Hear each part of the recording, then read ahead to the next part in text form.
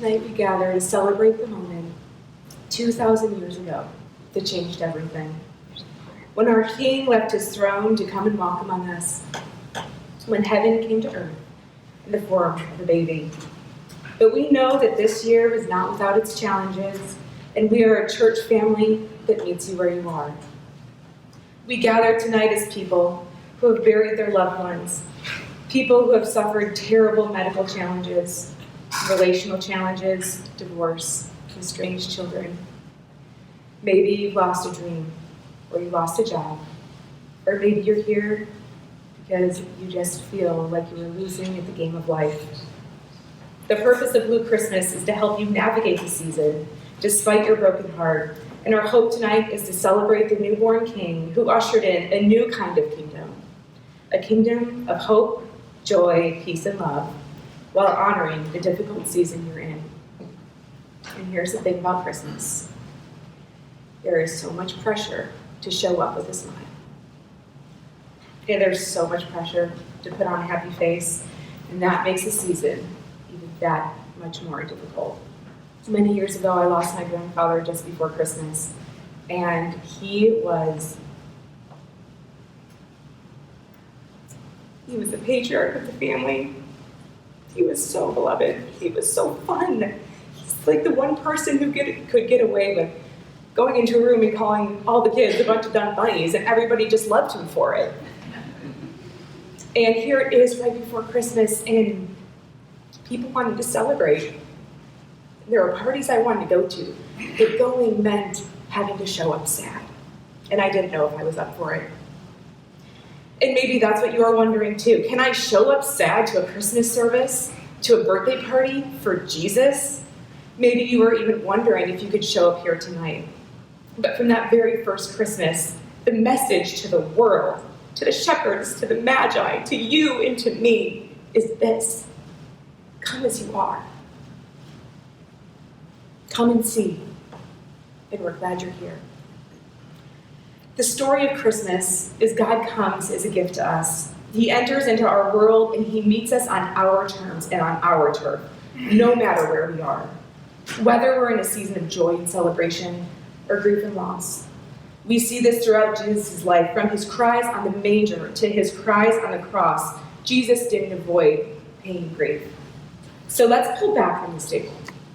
Let's pull back from the manger.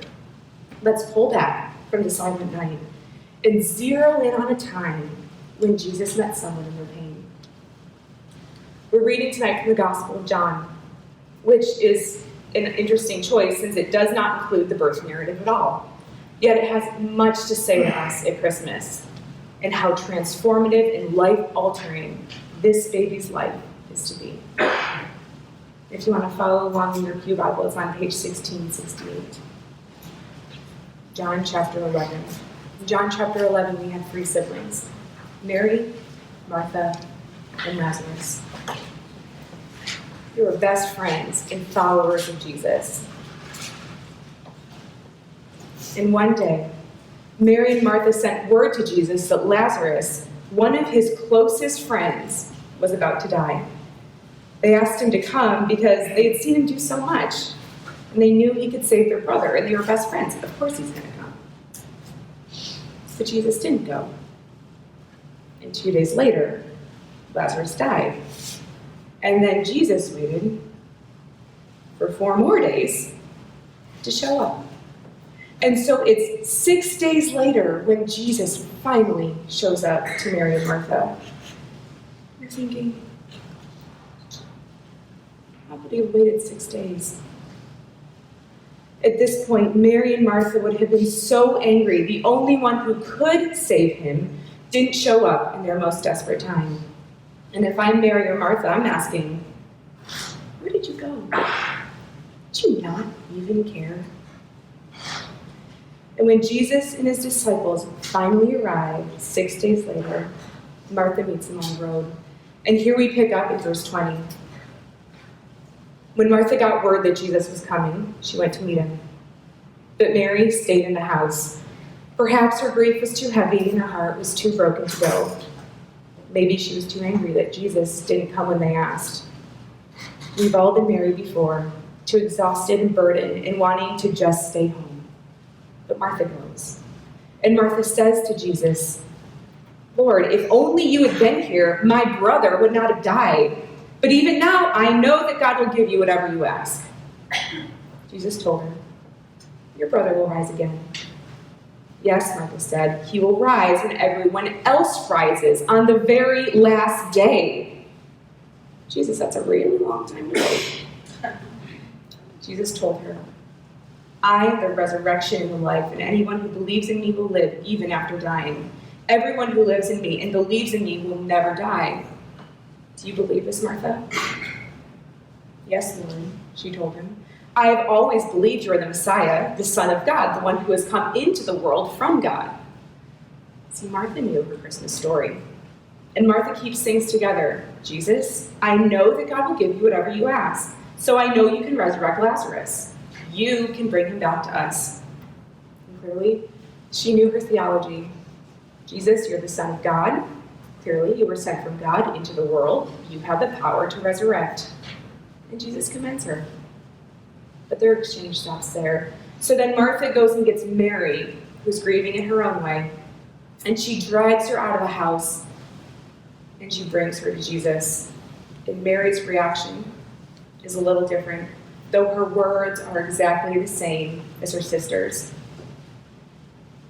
Mary falls at Jesus' feet in grief and says, Lord, if you had been here, my brother would still be here.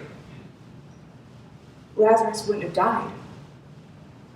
And when Jesus saw her weeping, the Jews who had come along with her also weeping, he was deeply moved in spirit and troubled. See, Jesus is moved by Mary's pain. She doesn't cover it up. She just shows up to Jesus and brings her whole grieving self with her. And all around her are their crying friends, and the grief is so deep, we can almost feel the heaviness of it all. Even 2,000 years later, many thousands of miles away. Because maybe you've had the same conversation with Jesus. Jesus, why? This pain is too deep because you didn't come through for me. And then Jesus does something strange and he asks to go see the tomb. See, it's not just Martha's right theology, but he empathized with Mary's pain. And that's what moves Jesus to the tomb. And when he gets there, he just sits outside that tomb. And then Jesus turns to his friends, and he does not say to them, Mary and Martha, at least Lazarus is in a better place. He does not say to them, Lazarus is in heaven. You should be happy. And he certainly does not say to them, it must have been God's plan. No, Jesus doesn't say any of that because he had the wisdom to know that even if something is true, it doesn't mean it's helpful. Has anyone ever offered you any words to try to make the pain go away? Then you know. More often than not, words to hurry us out of our sadness make us feel misunderstood and unseen. Of all people, Jesus knew how the story was going to end. Of all people, Jesus had license to say, don't worry, it'll be all right. But Jesus didn't offer words to make them feel better. Here's what Jesus does. He sits beside his friends and he cries. John 11:35 tells us, Jesus wept. And so God, who calls himself the Word, who was there at the beginning where he spoke all things into being, sits beside you, his beloved, and he has no words. Instead, he cries with us because our brokenness breaks the heart of God. You might be wondering, so since Jesus is God, and he knows how the story ends, why is he crying? He was not crying because Lazarus died. See, the original Greek word for wept is debruo, and it means to cry with outrage. These are hot and angry tears. Do you know the ones I'm talking about? These are the ones you cry when life in our hearts feels shattered. He's crying angry tears here because his friends have to experience grieving. He's crying over the fall. He's sitting in the tension of knowing how good it was supposed to be and how far creation has fallen. Here, Jesus cries in silent rage for our brokenness because he knew that we would have to experience death and the ramifications of sin. 2,000 years ago, God came to earth and cried over your broken marriage outside Lazarus' tomb. He cried when your loved one died. He cried for when your job would let you go without any regard for you or your family. He cried for the time you'd be betrayed, and he cried for the time when the doctors were going to say, I'm sorry, there's nothing else we can do. But this is exactly why Jesus came to earth and why we celebrate Christmas. Because he was so grieved by our brokenness that he came to redeem us far as the curse is found. The King of Kings, the Lord of Lords, the commander of angel armies, the Alpha, the Omega, the bread of life, the good Father came to earth to become the man of sorrows. And outside Lazarus' tomb, he wept for the pain that did happen. He wept for all the pain that was happening, and he wept for the pain that was going to happen. And this means he cried for your individual pain and for my individual pain here, miles and millennia away. At Christmas, Jesus parachuted in behind enemy lines and put boots on the ground and went to war against divorce and loneliness and death and betrayal and shame. He came at Christmas to rescue us and bring us home. Because Jesus mourns with those who mourn, and he still mourns with those who mourn. This became real for me after a miscarriage. The pain was so deep, and as I cried, I thought I wanted an explanation why. But God knew. An explanation isn't what would restore my heart. Because here is an explanation for all our pain. We live in broken bodies and a broken world. See? Explanation isn't always helpful. Through this very passage on my living room floor, God revealed to me that sometimes he doesn't speak because he's giving us permission to grieve and a time to rest in his presence as he calls us close to him. But through this passage, Jesus models to us two things that are therapeutic in our grief. They're simple, but fair warning, they are not easy. The first one is gathering. Jesus gathered with the family and friends and just sat with them. We can't come to complete healing alone. Gathering in community is so important when it comes to our healing. That's why Jesus says, "Blessed are those who mourn, for they shall be comforted." One of the gifts God gives us is community, and it's one of the ways we find healing as well. And so, we do the brave work of gathering, which is exactly what you all chose to do tonight. See? Simple, but not easy. In this account, Jesus also shows us the second thing that's helpful: tears. There's a reason why God put tears on our face and sweat glands in our armpits. Our tears allow us to connect, and emotions are the currency of relationships. As we gather and allow our tears to flow, we signal to others that yes, we're hurting. But we also give them permission to cry as well. What we're saying is, we live in a fallen world and it hurts. And to that, God says, yes, tell me about it. Calling it what it is its own act of worship.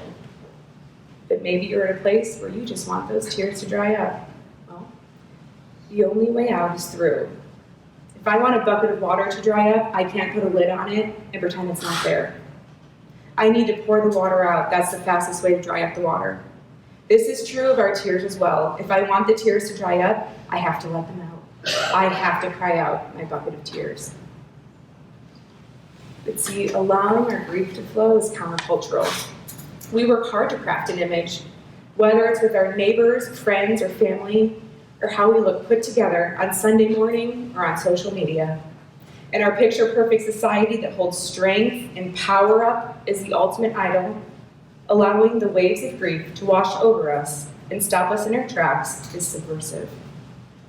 But so is the kingdom of God. It's not of this world. So it says, bring your whole grieving self with you. And it's because of Christmas that we no longer worship the idol of strength and perfection. You and I, we worship the King of Kings. And his gospel message is, come as you are and come in your weakness. At Christmas, God became a helpless baby, born into the grit and grime of a feeding trough. The Son of God was no stranger to the fragility of life. Our King lived his life on earth, never finding comfort in a polished palace. Instead, he was found walking among the broken and then breaking over his beloveds. At Christmas, the King left his throne. At Christmas, God put skin on to show us that he has skin in the game.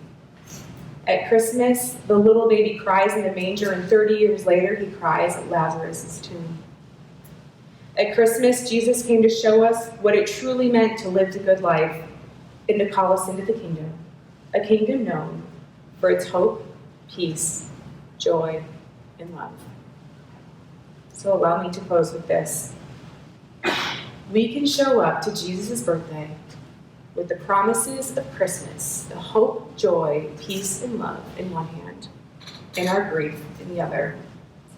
That's why we have two hands. These things aren't at odds with each other.